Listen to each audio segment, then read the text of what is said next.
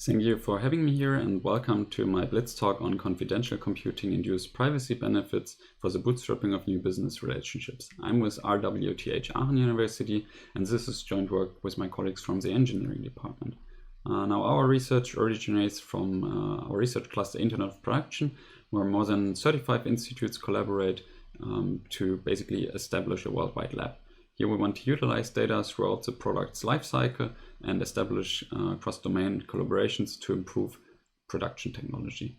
Now, our research considers industrial requirements, and a key aspect there is to enable the vision of supporting flexible and dynamic collaborations. Now, here the question is, how do we discover suitable suppliers for such dynamic business relationships? When taking a look at today's procurement processes, we observe that buyers usually tend to contact a set of known suppliers when trying to make purchases. So basically they already have a business relationship in place.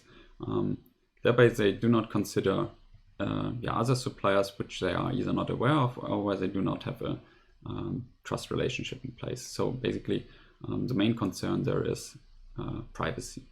Now, when trying to improve the situation, different number of design goals come to mind. First, and most importantly, we have to consider the buyer privacy. So buyers do not want to disclose any sensitive information to potential suppliers upfront, and also they want to avoid that their inquiries can be linked to each other to avoid basically the leakage, for example, on new product developments. So basically the key aspect there is to avoid the negative impact of sharing information.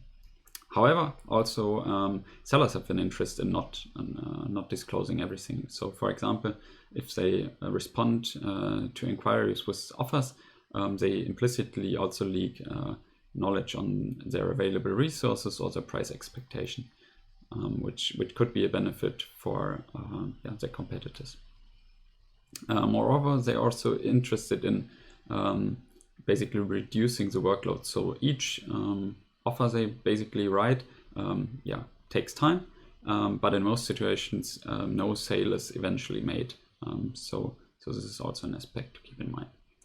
With respect to possible protocol that could improve the situation, we of course require protocol resistance. So we want to prevent all kinds of collusion attacks. So no party, buyer, seller, or any other third party should be able to infer additional information from the protocol. And of course, the protocol should be sound because otherwise utilizing such a protocol would not add any added value.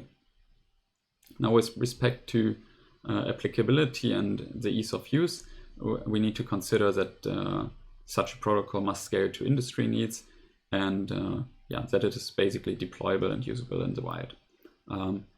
We basically envision that such protocols are bilateral, so they utilize a two-party design, because then buyers can basically conduct purchase inquiries as needed, and they do not have to basically consider or select the set of all suppliers they want to contact upfront. Basically, this way the protocol would work like in the current situation. Today, basically the situation for procurement processes is as follows. First, we have the supplier identification, and later we have the supplier management. Basically, in every step, a certain number of potential suppliers is eliminated until a contract is made and basically the sale is concluded. So we envision to add a privacy-preserving purchase inquiry step here.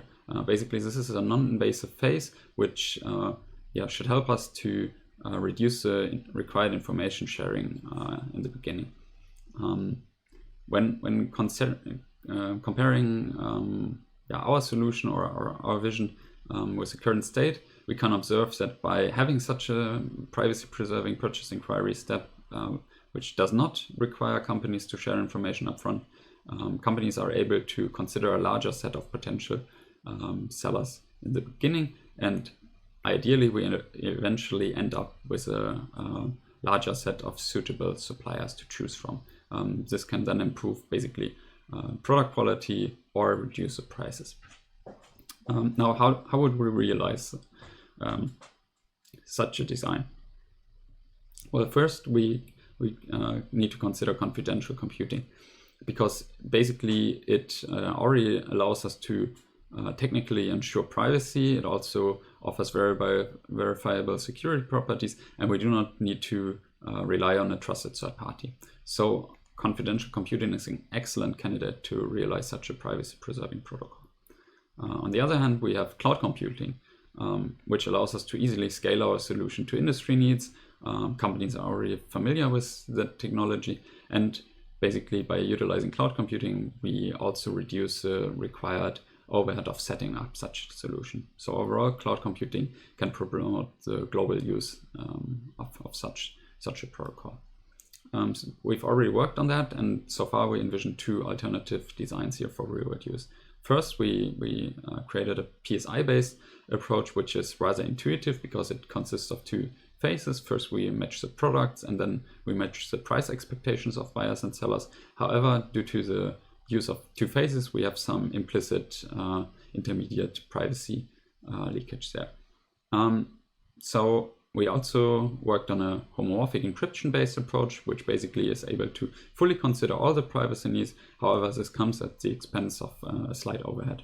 So our work is currently still under submission, so stay tuned for when our paper is being published. In conclusion, we've seen that bootstrapping business relationships is hard and impaired by privacy concerns. So in the future, relationships are expected to be much more flexible and dynamic. So companies are really in need of a suitable approach. So we need something that works without sharing sensitive information upfront.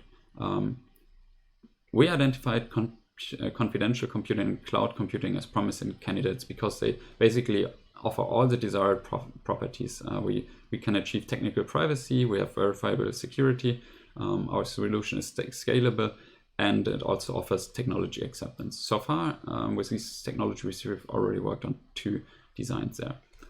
For future work, we still need to kind of tackle real-world deployment. So on the one hand, we want to look at how to realize third-party verifiability, for example, to be able to prove to governments that purchase inquiry has been made, and on the other hand, to look into real-world adoption. So basically, how to deploy the solution in the wild. With that being said, I thank you for your attention, and I hope that Markus will take your questions now.